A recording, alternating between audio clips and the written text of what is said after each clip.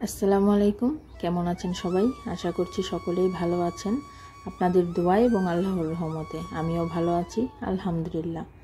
আজকে আমি আপনাদেরকে মিষ্টি আলুর চাষ সম্বন্ধে জানাবো। আপনারা আপনার ছাদ বাগানে ঝুড়িতে, টবে বা বস্তায় করে কিভাবে মিষ্টি আলুটা চাষ করবেন, মিষ্টি আলু চাষের জন্য মাটিটা কিভাবে প্রস্তুত করবেন এবং মিষ্টি আলুটা কোন সময়ে চাষ করবেন এবং মিষ্টি আলু চাষের পরে কত দিন পরে আপনারা মাটি থেকে আলুটা তুলতে পারবেন, সব কিছুই আজকে আপনাদেরকে এই ভিডিওর মাধ্যমে আমি জানিয়ে দিব। মিষ্টি আলু চাষ করা কিন্তু খুবই সহজ। যদি ভালোভাবে মাটিটা প্রস্তুত করে নেওয়া যায় তাহলে আর তেমন কোনো ঝামেলা নেই।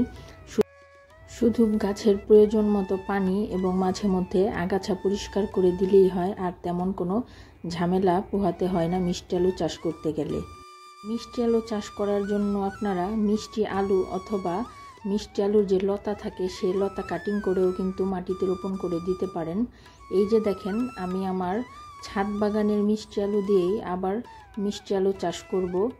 এই যে বাজার থেকে আপনারা যদি মিষ্টি আলু কিনে আনেন, কিছুদিন ঘরের মধ্যে রেখে দিলেই দেখবেন এরকম করে গাছ বের হয়েছে। যখন দেখবেন যে মিষ্টি আলু থেকে এরকম গাছ বের হয়েছে, তো সেই আলুগুলো নিয়ে শুধু মাটিতে রোপণ করে দিলেই কিন্তু মিষ্টি আলু নিচে হবে আর উপরে কিন্তু প্রচুর পরিমাণে শাক হবে। আপনারা যদি মিষ্টি আলু সংগ্রহ করতে না পারেন, মিষ্টি আলুর যে লতা থাকে সেই লতা সংগ্রহ করেও কিন্তু মাটিতে রোপণ করে দিলে মিষ্টি আলু শাক হয় এবং নিচে মিষ্টি আলুও হয়।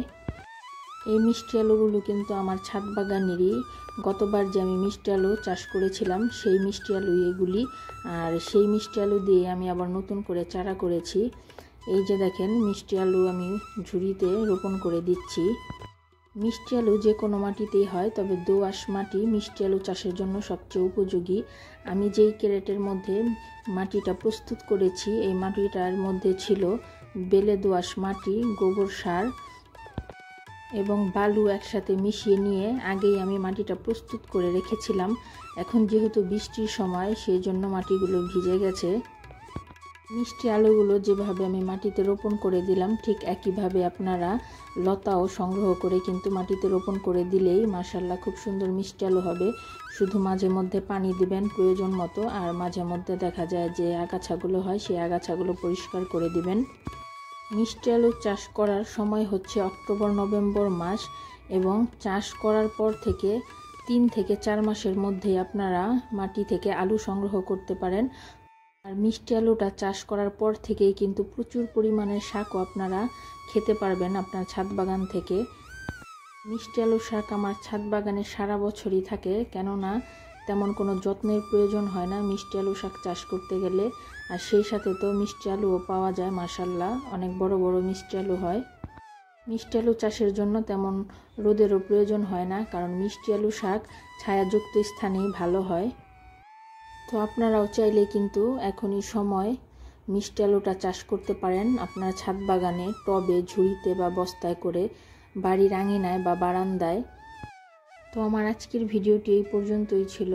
আমার সন্তান এবং পরিবারের জন্য দোয়া করবেন। আমিও দোয়া করি আল্লাহ তাআলা আপনাদের সবাইকে ভালো রাখুক, সুস্থ রাখুক। আল্লাহ হাফেজ।